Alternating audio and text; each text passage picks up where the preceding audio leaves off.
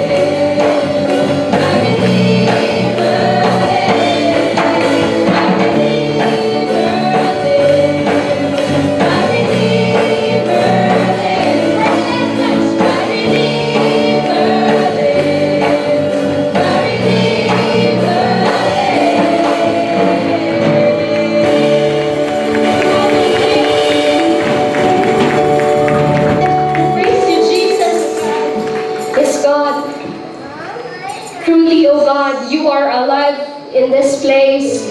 You are alive in our lives, O Lord.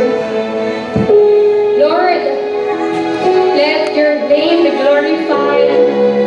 Let your name be lifted high in this place, O God. No one else, O God. Let your power show.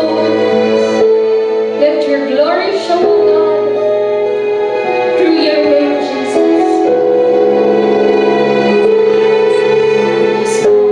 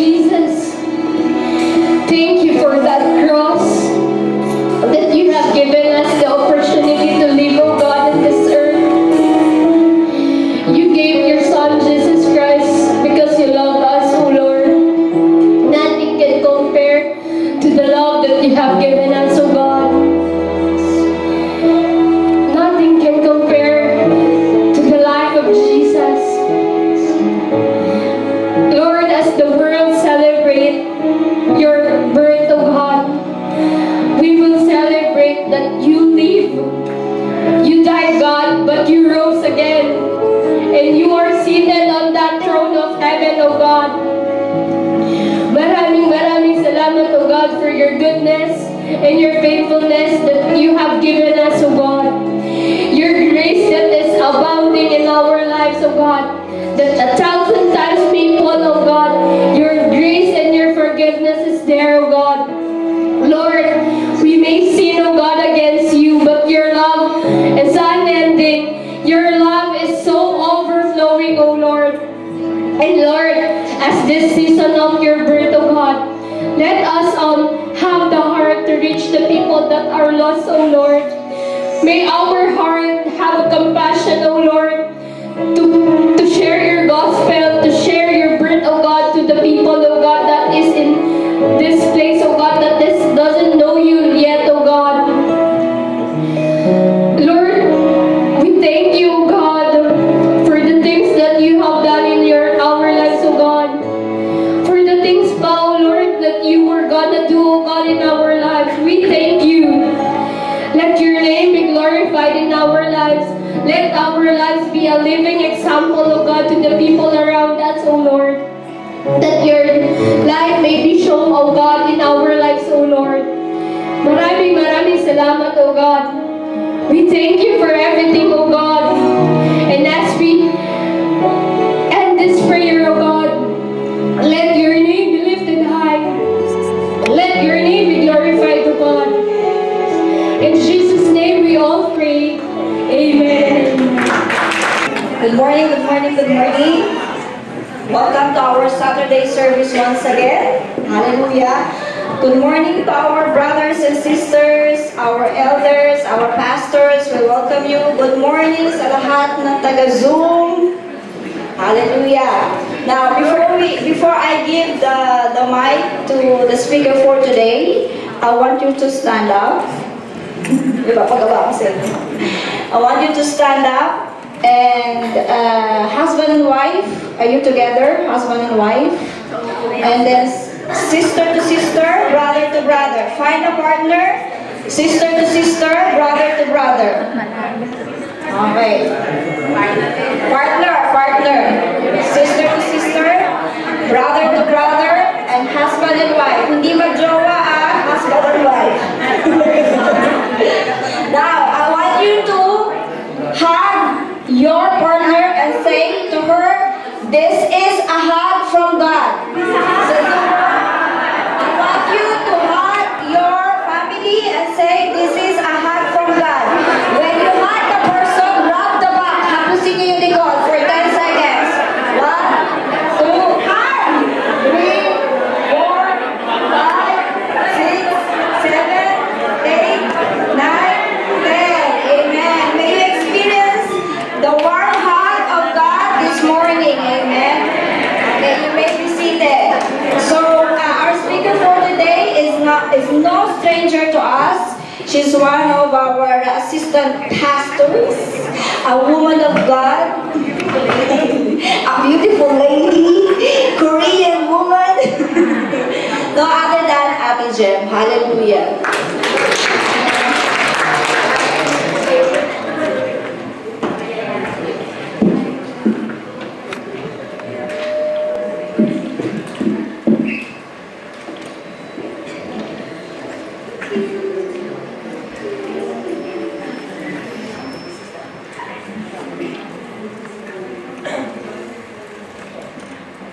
Praise the Lord! It's a wonderful feeling po to worship the Lord with you together today. Can we give another clap offering to our living God for the wonderful worship that we have today? Ayan. Namiss niyo ba ako? Namiss ko na po. Ayan. For those who do not know po, I already went to Abu Dhabi last November 29. And I believe medyo naudlot ng konti, but God's purpose is still prevalent. I believe that God brought me there for a purpose. So, I'm still discovering Abu Dhabi. It's my first time to live there. So, bahay, office, at saka Alwada pa lang yung alam kong place doon. Ayan. So, bisitahin niyo ako doon sa Abu Dhabi. So, that's my life update po. Ayan. Let us go to our verse for today. Ayan. Our main verse is taken from the book of John, chapter 1, verse 14. May I request everyone to please stand up as we read the verses. And to understand the context, We will read from verse 1 to 18. In the beginning was the Word. Okay, join me to read this. In the beginning was the Word, and the Word was with God, and the Word was God. He was in the beginning with God. All things were made through Him, and without Him nothing was made that was made. In Him was life, and the life was the light of men. And the light shines in the darkness, and the darkness is not comprehended.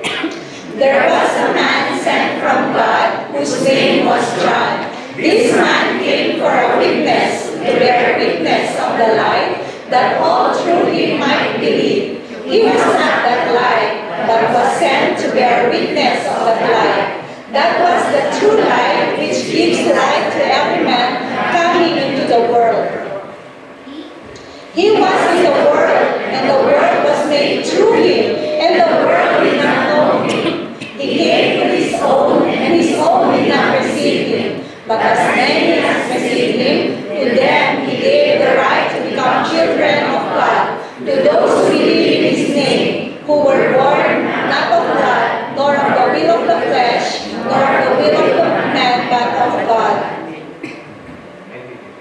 And the Word became flesh and dwelt among us, and we beheld his glory, the glory as of the only begotten of the Father, full of grace and truth.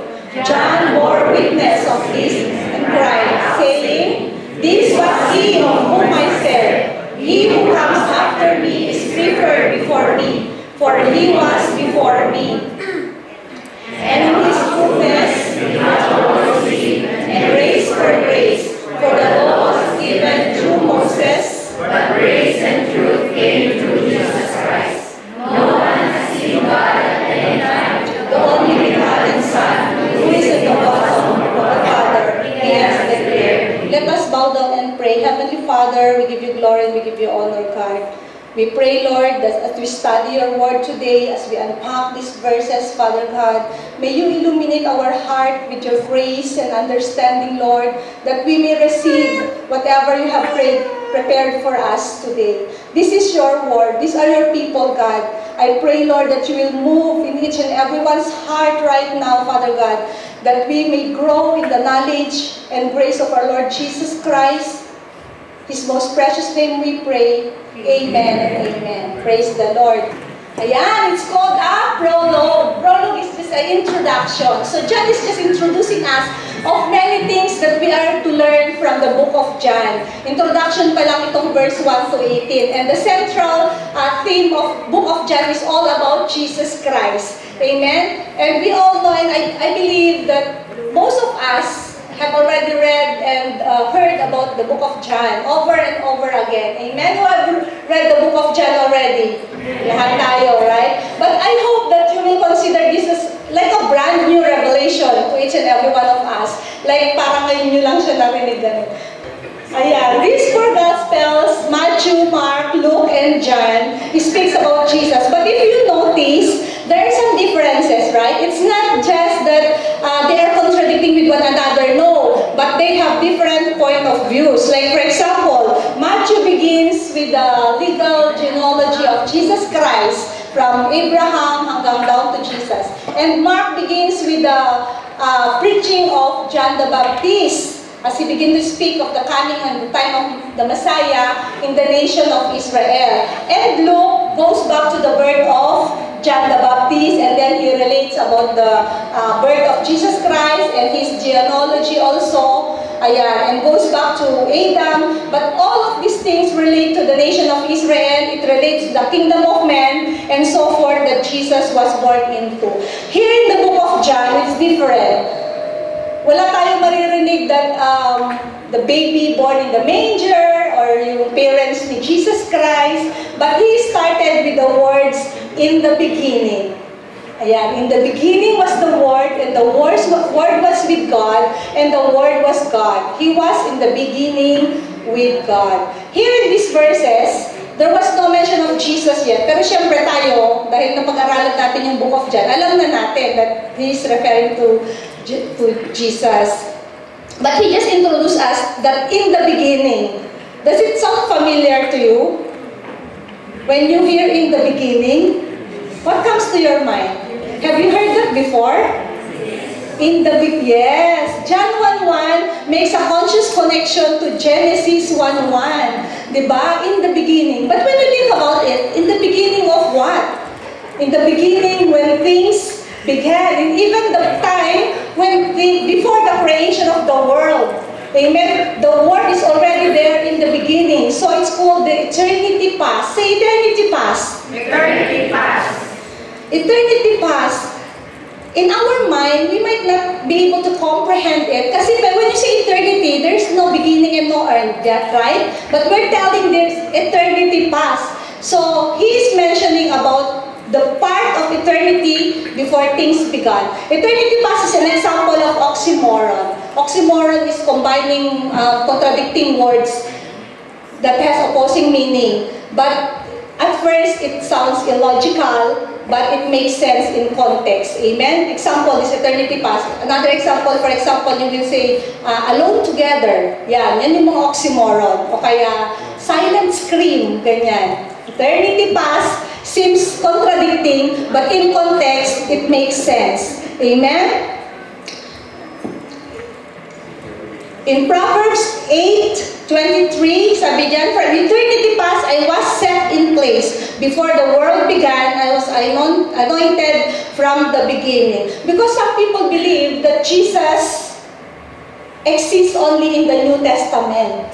The Bible is very clear, my dear brothers and sisters, that from the beginning, Jesus is already there. Jesus already exists before the time began. Jesus was already there. Amen? Even if you read in the book of John, if you move to John 17, when Jesus is praying to the Father, He mentioned, I glorify you on earth, having accomplished the work that you gave me to do. And now, Father, glorify me in your own presence with the glory that I had with you before the world existed. So this is another way of saying from the beginning. From eternity past, I was already there.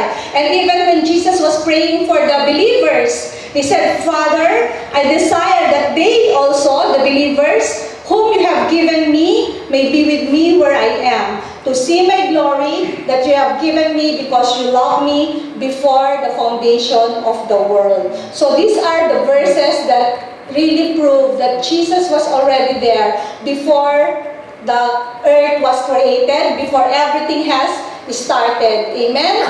So, sabi niya, Father, I was with you in eternity past, even the time began.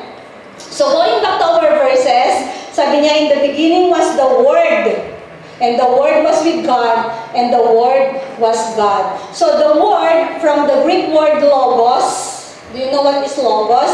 Logos is the spoken word of God. Di ba sabi natin kanina, it started from the beginning. So how did the creation happen? Di ba? God said, lahat, puro God said, let there be light. God said, let there be an expanse. God said, let the waters under the heavens be gathered together.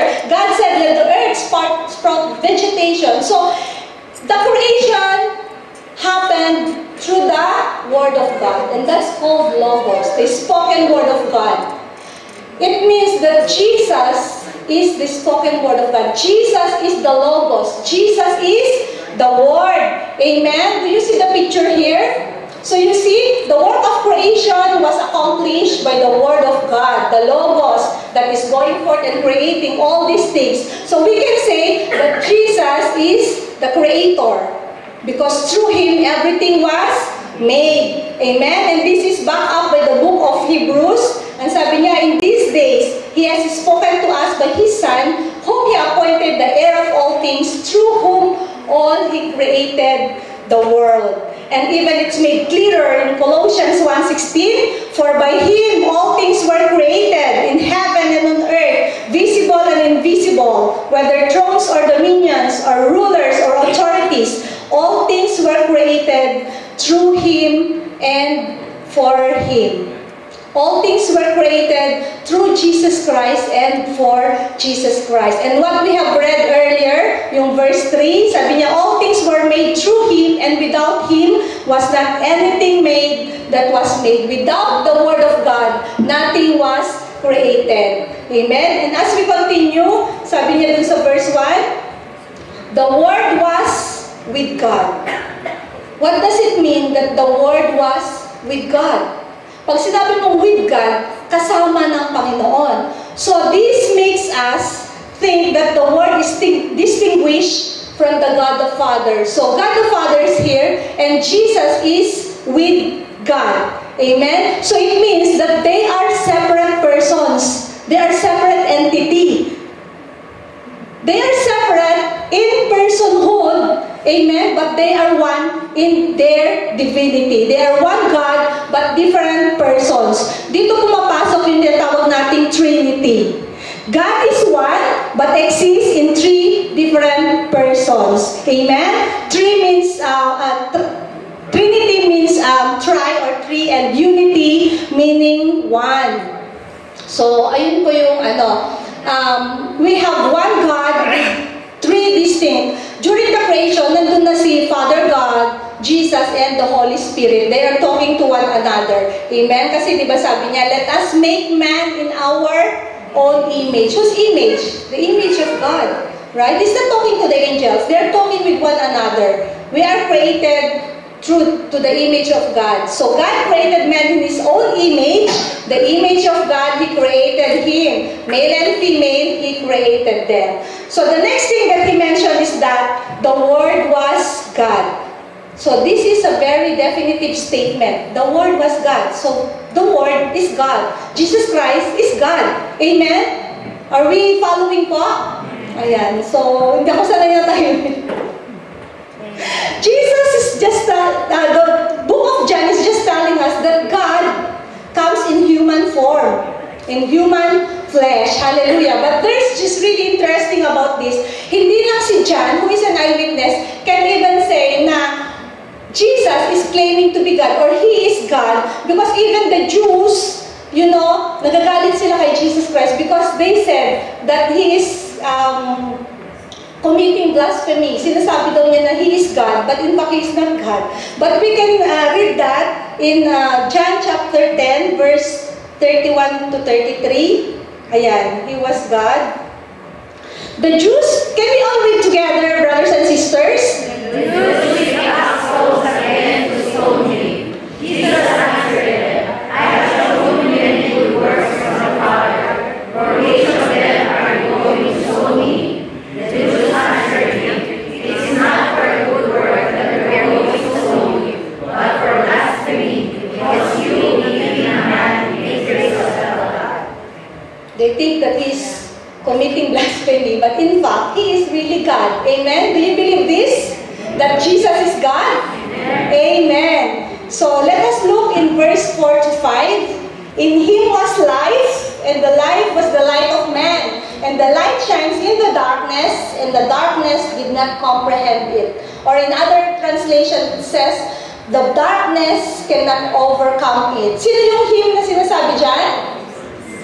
Jesus Christ. We were all spiritually dead before. But when we accepted Jesus Christ, He gives us life. And so we are now alive. We were full of darkness before, but when Jesus comes, we were transformed from darkness to light. And it is just not life. He gives us eternal life. Whoever has Jesus Christ has life, and whoever does not have Jesus does not have life. For you have given Him, I don't know if it's there. Ayan, can we read all together, church? Jesus told the people once, I said, I am the light of the world. If you follow me, you will not walk in darkness, nor shall you have the light that leads to life. Amen. Imagine walking in the wilderness with complete darkness. How would you feel? Walang buwan, total darkness. How would you feel?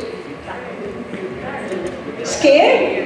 You're feared? Or you're brave enough para maglakad sa madilim? Do you think you will know where to go? Or do you know the danger that is in front of you if there's total darkness? Di ba? You might fall dun sa bangin or you might step something else or baka may snake, di ba? If there's total darkness, what happens? Hindi natin makikita what is in front of us, what is ahead of us, right? So if you use flashlight and you follow the light, what will happen? You will be safer, right? And Jesus Christ is just like this light. If we have Jesus Christ in our life, we will know where are we going. But the fact that Jesus is the light in us, it reminds us that we are full of darkness.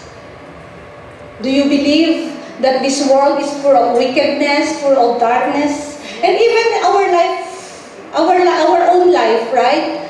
We are so-called Christians, but still we are living in the darkness.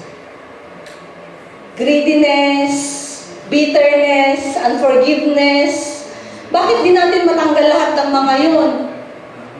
Drunkenness, di ba? Gossiping. Those are things that really make our life dark. And if you allow Jesus Christ to be the light of our life, then we need to surrender everything. He will vanish all this darkness in our life. Sabi sa Matthew 5:14 to 16, you are the light of the world.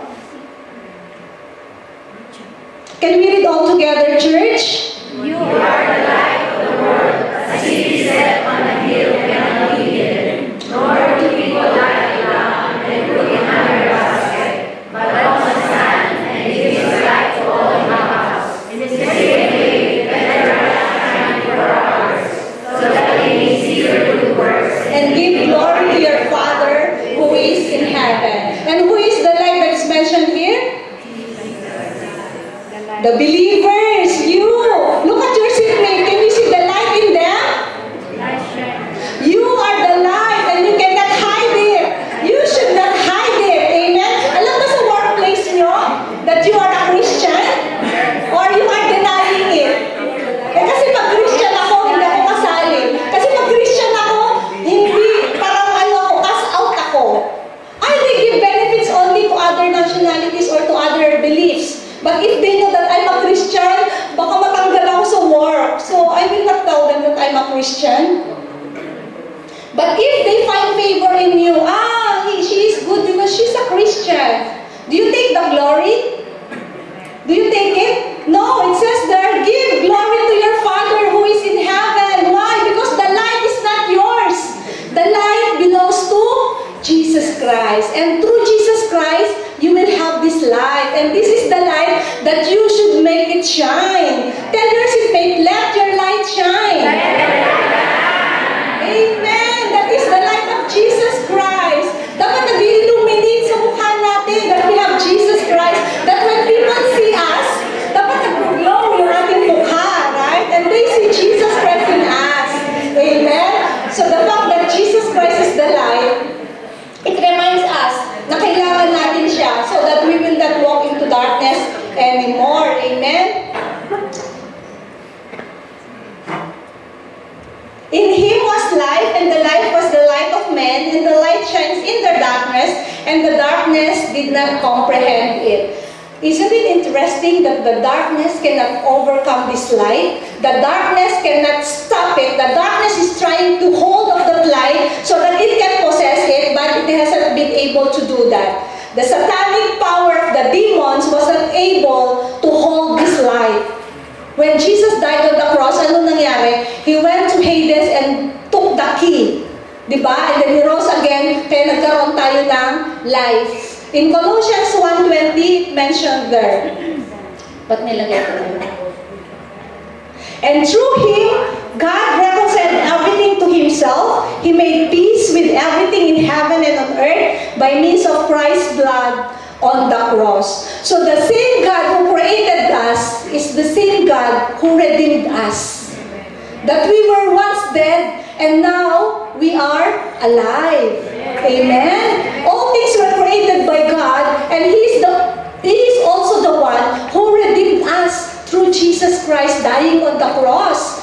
All creations came by the Son through the Holy Spirit So all redemption comes the same way. It was what Jesus did on the cross that made it possible for God to redeem us through the power of the Holy Spirit. So from darkness to light. Amen. The dry bones came alive. Amen. Nagkaroon tayo ng buhay through Jesus Christ. So Jesus gives us eternal life. Amen. So let us continue in verse 6 to 8. Can we read again? There was a man sent from God whose name was John. He came as a witness to bear witness about the light, that all might believe him through him. He was not the light, but he bear witness about the light. So this is a very brief description of John's ministry. He is John the Baptist, who came to prepare the way. And we all know that John had a very effective ministry in preparing the heart of the people, right? John baptized in water after repentance. So first, he had to bring them to the place of recognizing their sin. Hindi basta-basta nagbabaptize si John the Baptist. He had to be able to say that, I am a sinner, I repent of all my sins, and I am willing to turn away from that sin. And then John the Baptist will baptize them. That is repentance. That's repentance all about, and that's why he baptized them. Have you ever shared the gospel with someone, and they responded to you like, pag pinapatanggap mo sila, if you tell them that they are a sinner, or they need to repent of their sin, di ba? Some people say, hindi naman ako pumatay ng tao Wala naman akong tinatapakang tao. I'm not that bad person. I didn't cheat my wife. I didn't cheat anyone. Diba? Some person are really like closed off. They cannot open their heart. They cannot admit that they are a sinner. But I want you to hear this. Recognizing that you are a sinner, recognizing your sin is the first step to repentance. So John came here as a witness. John the Baptist came primarily to witness and testify that Messiah is coming. He is not the light, but he prepared the way for the coming of Jesus Christ. John the Baptist came as a witness to the light. And how many times binanggit dito yung witness? 3 times. Because, bakit? Ba't kailangan 3 times sabihin? What happens? Bakit inuulit minsan yung mga words sa Bible? Because it's very important. Hindi tayo titingin kay John because he is just a witness. He is not the light. The same way when we share the gospel, dapat hindi tayo ang makita. It should be Jesus Christ who is in us, right? Tayo, we are already only there to witness, to bear testimony of the light. And this idea of being a witness is very it plays a very big role in the Bible. Sa Bible, it's very important. This witness roles a very important part from the Old Testament, even the New Testament, right? When Jesus was teaching them, di ba sabi niya, when you reconcile your brothers or pag karoon ng conflict, you need to get a witness, right? Even in our society, in the court, we need a witness. In the weddings, right? We need a witness. Napaka-important yung role ng isang witness. So you see, it's very important. Witness is hugely important as the scope of understanding God's Word. And John is making a point here that he came primarily for this reason, to witness to the people, to testify to the people that Messiah is coming. How about you? Are you willing to witness or testify the gospel to other people? Have you shared the gospel to other people lately? Ilan? Praise God. In verse 9, that was the true light that gives light to every man coming into the world. Can you say true light? True light. True light. So there are 2 things I want to bring out from this verse. First of all, ayan, sabi niya true light. It's not just the light, but Jesus is the true light. And the reason why he emphasizes true light is because there are many people who follows false flickering lights. There are so many false flickering lights that men follow to their own ruin and destruction, but Jesus is the true light. Mag-iingat po tayo sa mga akala natin ay light. We might be blinded by yung akala natin comes from God, but they are not. Remember that the wicked or the wolf comes also in white robes. You need to be very careful and ask the Holy Spirit for guidance. Amen? The demons, Satan comes also in white robes. So mag-iingat po tayo. Sometimes they offer us as if it's a blessing, but it's a trap. So we need to make sure that we are following true light only. Amen? And the second one, it gives light to every man, sabi niya dyan. What does it mean to every man? To everyone. Jesus is the true light who gives light to everyone. So here, everyone is an inclusive word. It includes everyone. That's why some people, they don't understand. They think that Jesus died on the cross for everyone. Do you know those people who believe in universalism? That whatever you do, you are already saved. That even you live in sin, you are already saved. Jesus died on the cross already. Wala ka nang kailangan gawin. You are already saved. No. That's a wrong doctrine, brothers and sisters. It's not true. And it's not biblical. So what does it mean when it says that the true light gives light to every man? Let us read in John 3, verse 19 to 20. Ayan. Everyone sees the light, but just that some people accept it and some people reject it. And this is the judgment. The light has come into the world, and people love the darkness rather than the light, because their works were evil. For everyone who does wicked things hates the light and does not come to light, lest his works should be exposed. This is what John means when he says that light comes to everyone. Everyone sees the light. Ayan na pala yun. Everyone sees the light. It's just that some people accept it and some people reject it. Why? Because their deeds will be exposed. Amen? They don't want yung mga ginagawa nilang masama will be exposed. They're like, ayaw nila, they are shut off. They don't want to see this because they don't want to be exposed. I experienced one time that I was asking a friend to come with me in the church. But she told me, ayoko nga, kasi tatanungin ako. And she's living in a wrong relationship. So she doesn't want to be exposed. Because when you come to church, they will ask you to repent, right? They will ask you to forsake your sins. So ayaw niya. That is why some people don't want to repent, right? They don't want to come to Jesus because Jesus will expose their sin. Church, listen to this. You have to allow that sin to be exposed first in your heart, and then you will come to Jesus, and then you will be healed. Amen? Yan, andyan na siya. So, realizing that you have sinned is the first step to repentance, and this leads to your freedom from the bondage of sin. You will be set free. The moment that you repent of your sin, you will be free. You will be free from the bondage of Satan. Do you want to have a peaceful life?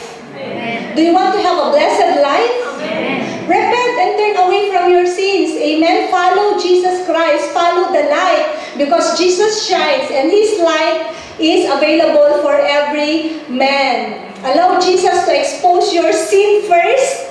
Repent and then turn away from your wickedness. Tell to your seatmate, follow the true light. Follow the true light. Amen. So let's go to verse 10 and 11. He was in the world, and the Word was made through Him. Yet the world did not know Him. He came to His own, and His own people did not receive Him. A very sad truth, brothers and sisters, that we were created by God. We are created in the image of God, and yet we do not know Him. Who is Jesus? He's the Creator. He made us. What do you mean, who is Jesus? But that's true. A lot of people really don't know who Jesus is. And do you know that even the Jews, right? The Jews should have recognized him because many times God spoke through the prophets that a Messiah is coming, that he will be born like this, and they are already prepared. But when Jesus came, they don't know him. They don't recognize him.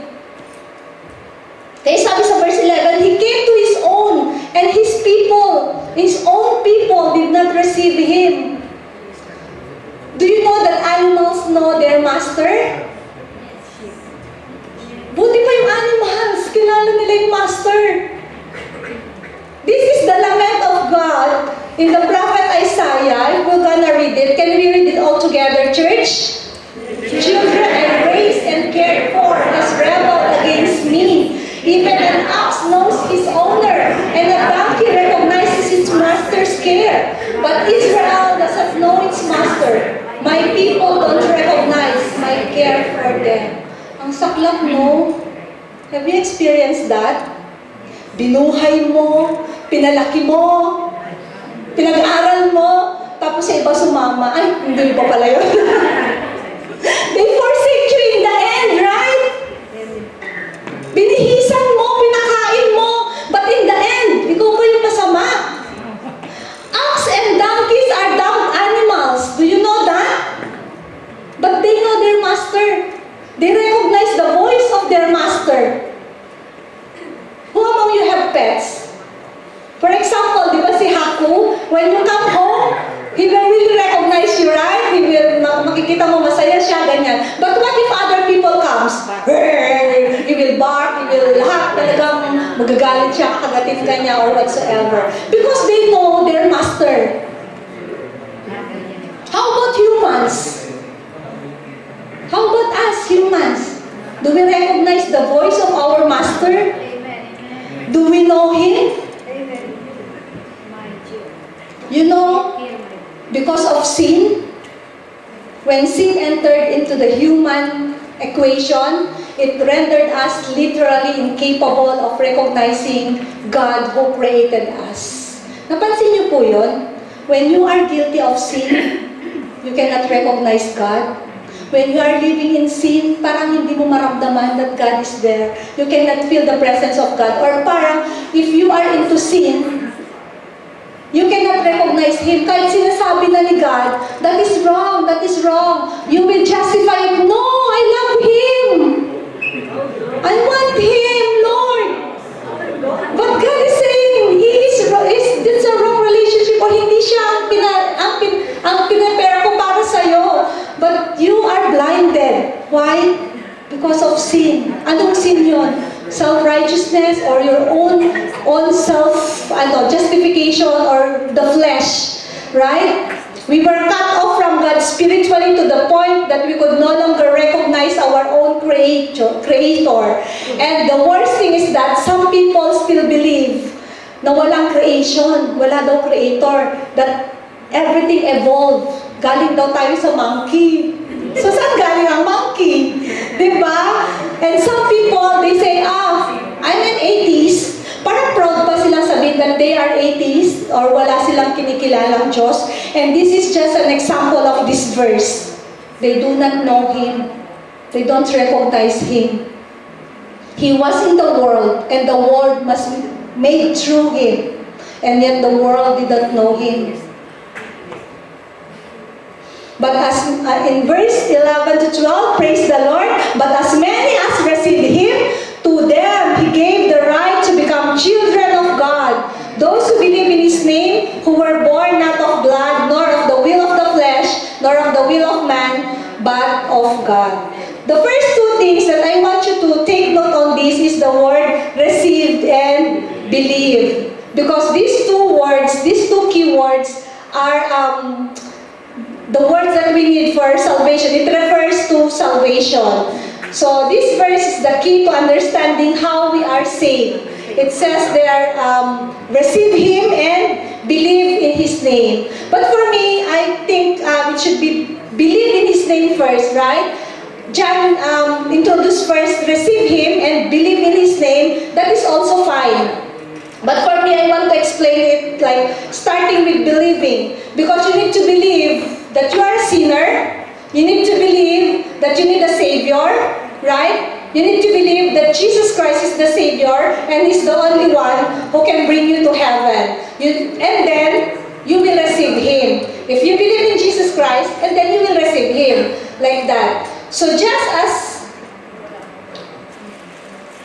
believing that He exists, some people believe that Jesus exists. Yeah, I know.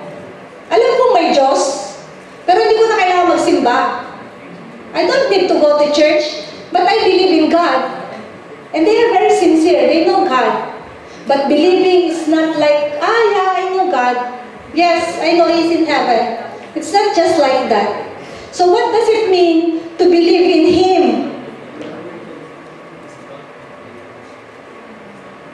To believe means to entrusting your eternity to Him. Do you believe to the point that you are willing to stake your eternity on your belief? That is real belief. Believing in Jesus Christ is not just saying, yes, I know there is God, but believing and entrusting your eternity to Him. Amen? And I believe with all my heart that Jesus died on the cross for me. Sabihin nga natin, I believe with all my heart that Jesus Christ died on the cross for me. Amen. Can we give a clap offering to our living God?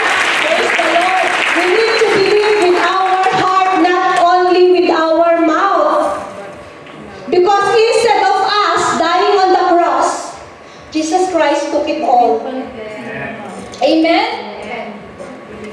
It's not just intellectually believing that He is alive, that He is there, but believing in our heart that God died, Jesus died on the cross to redeem us because He loves us. And then the other word is receive. So what exactly does it mean to receive Jesus? Have you ever received a gift? Hindi ba? Of course, in your whole lifetime, you have already received a gift, right? So, you just received the gift. That is receiving. You take it from His hand to your hand. That is receiving, right?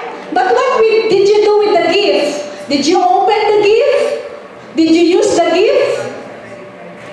Or you barter it? O, sa'yo na. Or you barter, di ba? Reason for bartering. Unwanted gift.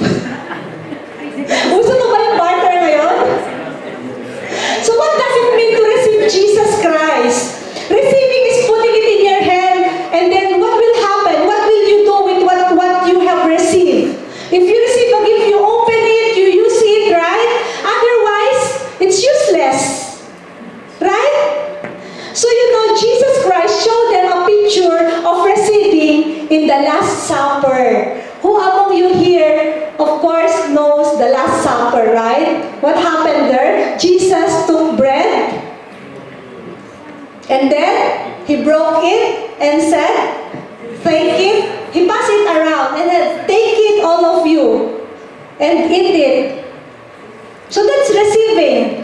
He just wanted to show them the picture of receiving. He wanted them to literally go through the picture in their heart and in their mind what it means to receive what He is about to do on the cross. He's telling them, this is what I am about to do on the cross. And when He took the cup, again He said, this is the cup of the new covenant, the covenant in my blood. Take it, drink from it, all of you. So He passed around the same cup back in the days when they're not caring about germs. Ngayon kaya kung isang cup lang gamitin natin. Do you like it? Diba? Now we have our own separate cups. May cover pa when we do the Lord's table. So receiving is like partaking in the communion, the Lord's table. We take the bread and then we partake, and then we take the cup and we drink in remembrance of Him. If we do this, we remember what Jesus did on the cross. It's not just looking on the cup, oh, it's so cute, it's so nice. So when you receive it, what will you do? You need to partake it. You need to take part of it, right? That is real receiving done on the cross. Amen? So what happens when you receive Jesus Christ? He gave the right to become children of God. Question, are we all children of God? According to the Bible, no. We are all created by God, but we are not all children of God. Why? Because only those who receive Jesus Christ as their Lord and Savior will have the right to become children of God. It says here, becoming children of God, there is this right, and only Jesus can give us this right to become children of God.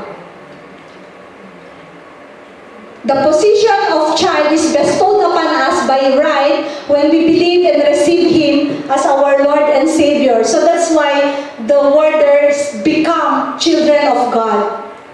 Amen? We are born naturally, but we are not born of God yet. It is very important thing to notice that becoming a child of God has nothing to do with becoming a natural child. All of us was born by our mother, right? So that's called natural birth. Every single one of us in this room was born at some particular point. We were born naturally, but that's not what John's talking about, being a child of God here. Born not of blood, nor of any kind of human birth, nor of the will of the flesh, the desire of the flesh, or the will of man, but born of God. Amen? Born of God. It is the birth that is given to us through the Holy Spirit. Amen? So what do we need to do to be born again? We need to receive Jesus Christ as our Lord and Savior. You cannot give yourself a new birth. It is something that only God can do through the power of the Holy Spirit. We are born of the Spirit through the agency of the Holy Spirit. Amen? Remember what Jesus said to Nicodemus when he is asking him, you must be born again. You must be born again. In Titus, it was written, he said, I save us not because of works done by us in righteousness, but according to His own mercy by the washing of regeneration and renewal of the Holy Spirit. He saved us not because of the good works that we have done. He saved us not because we are good people, na sinasabi natin na mabait naman ako, mabuti naman ako, right? But according to His own mercy, by the washing, and this is the word I want you to take note, regeneration and renewal of the Holy Spirit. Here's the interesting thing. The word regeneration, or the word that's translated regeneration, comes from two Greek words, and they mean birth and again. So regeneration means birth and again, so it means born again. So you must be born again. This is the idea of regeneration. It's a very beautiful picture, right? The Word became flesh, in verse 14. The Word became flesh and dwelt among us. And we beheld His glory, the glory as of the only begotten of the Father, full of grace and truth. So Jesus dwelt among us. The Word became flesh and dwelt among us. Dwelt is from the Greek word, which literally means pitch or set up a tent. So He pitched His tent among us, He set up His tent among us, He tabernacled among us. In the Old Testament, right, they built the tent, they built the tabernacle. Why? To meet God, to offer sacrifices, to feel the presence of God, to feel the glory of God. And then, only the high priest can enter the Holy of Holies. But Jesus, He became flesh and dwelt among us. He came near us. He built this tent on us.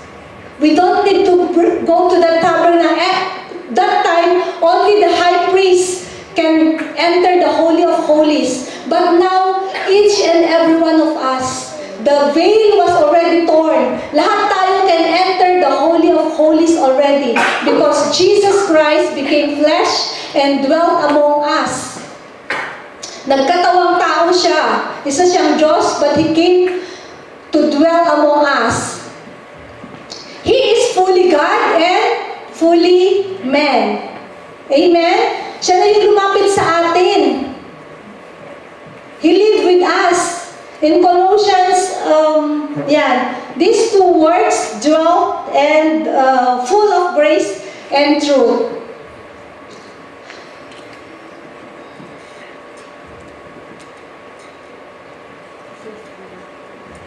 Ayan pala siya. Yan, he set up So God became a man and fully God. The Word became flesh and dwelt among us. He became fully man, but still fully God. He is the image of the invisible God, the firstborn over all His creation. So, no one has ever seen God, but because He became flesh, He became the visible image of God. Amen? Nakikita na natin siya as a person. No, during that time, syempre tayo, hindi natin siya nakita. But during that time, He is there. He is on earth. Na tao mismo siya. Marunong siya makaramdam, marunong siya magutom, marunong siya mapagod. Because He is fully man. He is the image of the invisible God, the firstborn over all His creation. Because as we have said, from the very beginning, He is already there. Amen? This word, now, yung word dati, logos, now, became flesh. Nagkatawang tao na siya. He is already katulad sa atin that meron na siyang flesh. Diba? Jesus Christ is the visible image of our invisible God. Listen, church, do you realize that Jesus, to become a man, He needs to empty Himself. He needs to empty Himself to become literally a man. Amen? So, hindi ba parang sampal sa atin yun? Because siya, He is God, and yet He emptied Himself, and we are full of ourselves. Oh, I'm a graduate of theology. I know everything. I'm the manager of my company. Why should I arrange the chairs there? Why should I go to the marketplace? It's very mabaho there. Why should I share the gospel there? We are full of ourselves. But He is God and He emptied Himself. Church, He washed the feet of His disciples. Jesus humbled Himself. He washed the feet of the disciples. That's the lowest thing that God can ever do to men. How about us? Can we empty ourselves? Can we lay down our crowns? Can we not just do what Jesus did? He humbled Himself. He served. He come to serve and not to be served. Eh tayo, we've seen His glory. We saw His glory, the glory of the only begotten Son of the Father, full of grace and truth.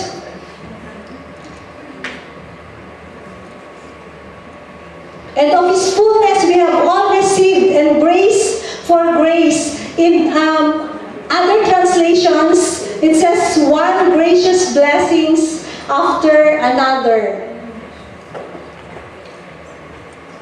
So, Jesus is full of grace and truth. And this is very interesting. It means that Jesus, the grace of God, is limitless. Tell your seatmate, God's grace is limitless. God's grace is limitless. There is no limit of God's grace. What is grace? Grace is undeserved favor, unmerited favor of God. So how do we illustrate this? Diba? The truth is, you are a sinner and you are doomed to hell. Is it the truth? Yeah, that's the truth. But the grace of God says, you are a sinner, you are doomed to hell, but I love you, I accept you, and I will die on the cross for you so that you will not go to hell. That's the grace of God. Do we deserve it? Do we deserve it? No. But because God loves us, He accepts us. Whatever we do, whatever we have done in the past, God loves us. He took it all, everything on the cross already. It's unmerited. But what is so sad about this? Some people took advantage of this grace. Kahit magkasala ako, so what? The grace of God is unlimited. I can live whatever I want. God will forgive me. His grace is unlimited. In Romans 6, verse 1 to 2, can we read all together? God can show us more and more of His wonderful grace? Of course not.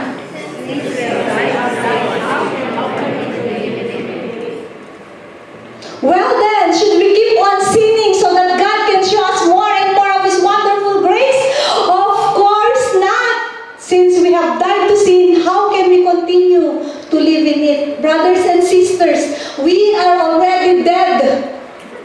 We died to sin already. Why do you keep on sinning? Jesus already gave us this eternal life. Huwag na tayong bumalik dun sa dati nating darkness. We are already in the light. So we are already healed. We are already forgiven. Sin no more.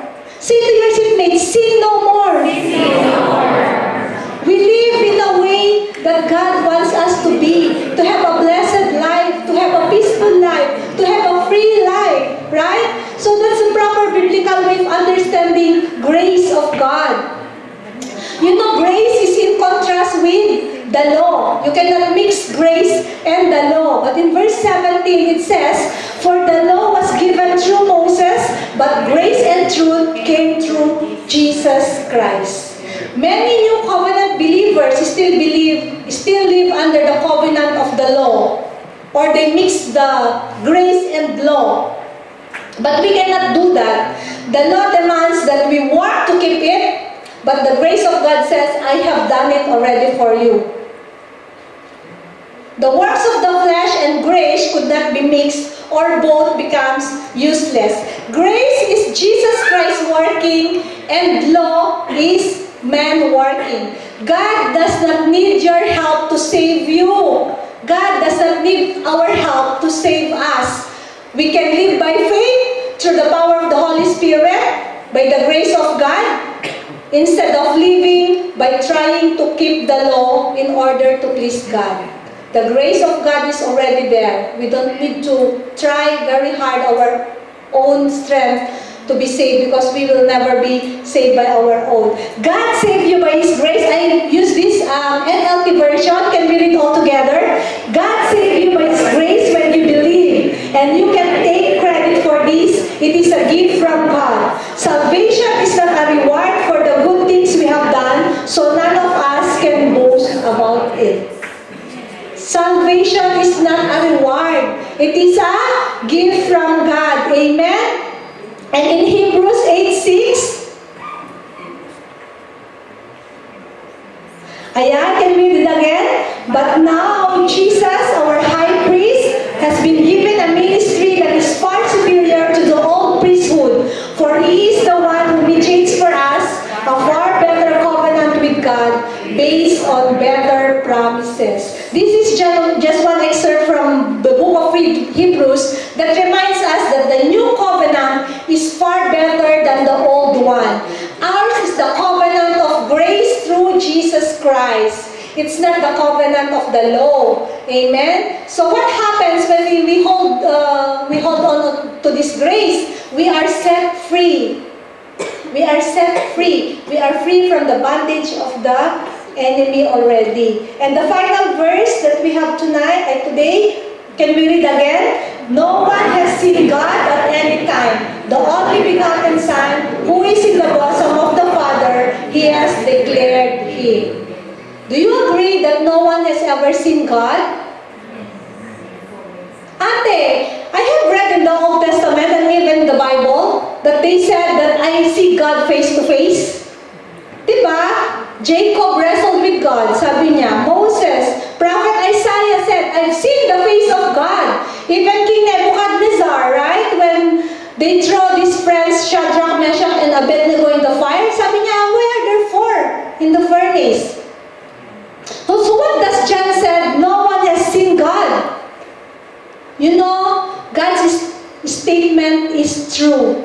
This is absolutely true. What Isaiah saw and what King Nebuchadnezzar saw and what Moses or the other people saw is just a theophany. Say theophany. Theophany is a combination of two Greek words meaning God and appearance. Okay? So theophany is an appearance of God.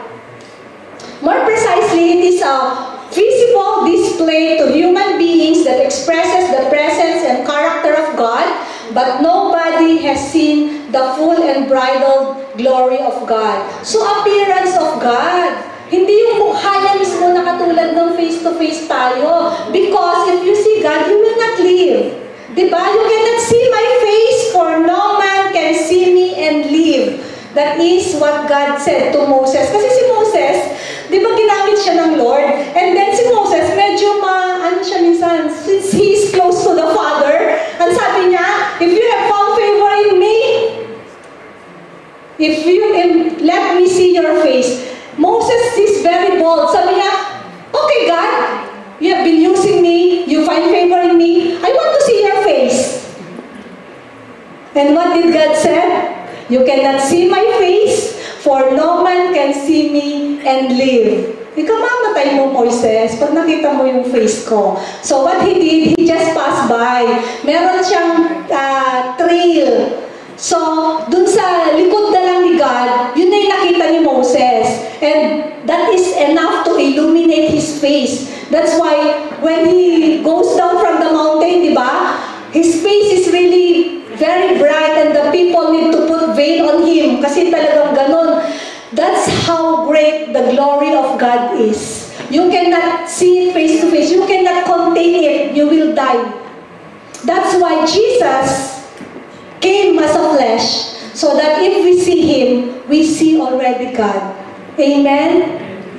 It is enough to believe that there is God. In 1 Timothy 1:17 and 1 Timothy 6:16, because these are basically the same. Now to the King eternal, immortal, visible, the only God, who alone is immortal and who lives in an unapproachable light, whom no one has seen or can see, to Him be honor and might forever. Amen. Amen. Praise the Lord. So this is an approachable light. And it says in our verse, the only begotten Son, who is in the bosom of the Father, He has declared Him. He has made known.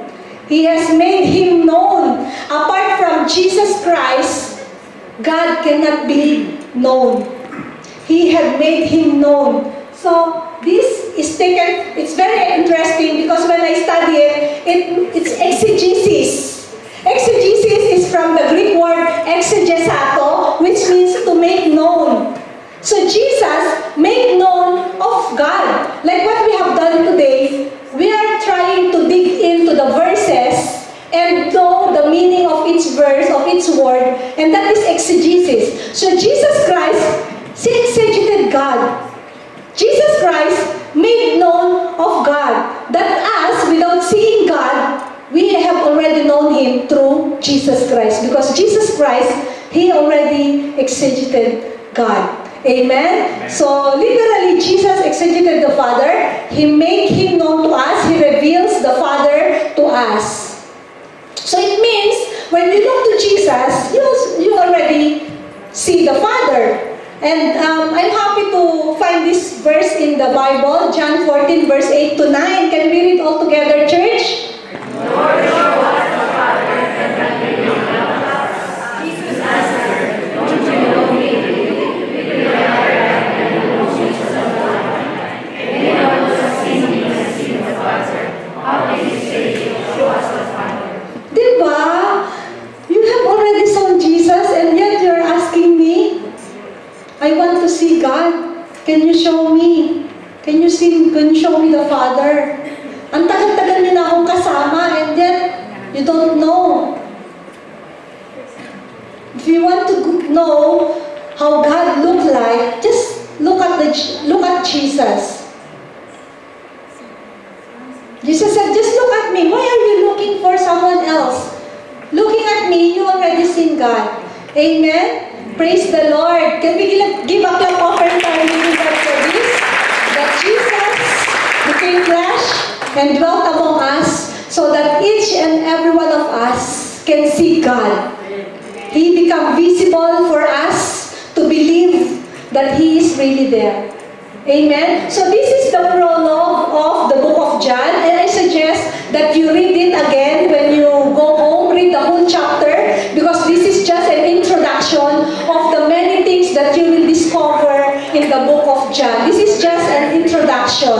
So I didn't put there the summary. Jesus is the Word. We have learned today that Jesus is the Word. He is the Logos. He is the Creator. In Him, everything was made, and without Him, nothing was made. Amen? What else? Jesus gives us eternal life. Jesus is the true life, that we need to be very careful following a different life, because Jesus is the only true life, and Jesus gives the right to become children of God. Now we know that everyone was created by God, but we are not all children of God. We will become only children of God if we receive Him as our Lord and Savior, and He dwelt among us. He emptied Himself, leave heaven, come to earth. He is fully God, He is fully man for us to see Him. Jesus is full of grace and truth, and His grace is limitless. So brothers and sisters, why do we need to know all these things? So that you and I might grow in the knowledge of our Lord Jesus Christ, that you and I might know who Jesus is and what He did for us on the cross. Because He loves us, He accepted us no matter what, because His grace is overflowing. Amen? So let me conclude from this verse in 1 Corinthians 1:18. For the message of the cross is foolishness to those who are perishing, but to us who are being saved, it is the power of God. Amen? The Word became flesh and dwelt among us. Jesus came here on earth, died on the cross for you and me. Instead of us dying on the cross, He took it all. And He said, it is finished. We are all saved by the amazing grace of God through the power of the Holy Spirit. Unsaved people cannot understand the message of the cross. It is foolishness for them. To those who haven't discovered yet the truth and the power of the cross. But to us who are already saved, we need to be filled with the Holy Spirit so that we may go and share the gospel to other people for them also to believe. We need to share to them in the way that they will understand the message of the cross, that they will also experience the unlimited grace of our Savior Jesus Christ. All glory to God po. May I request the... Amen. Praise the Lord. Before we close in prayer, may I request the CMA, let us all stand up and let us sing this. Let us worship the Lord.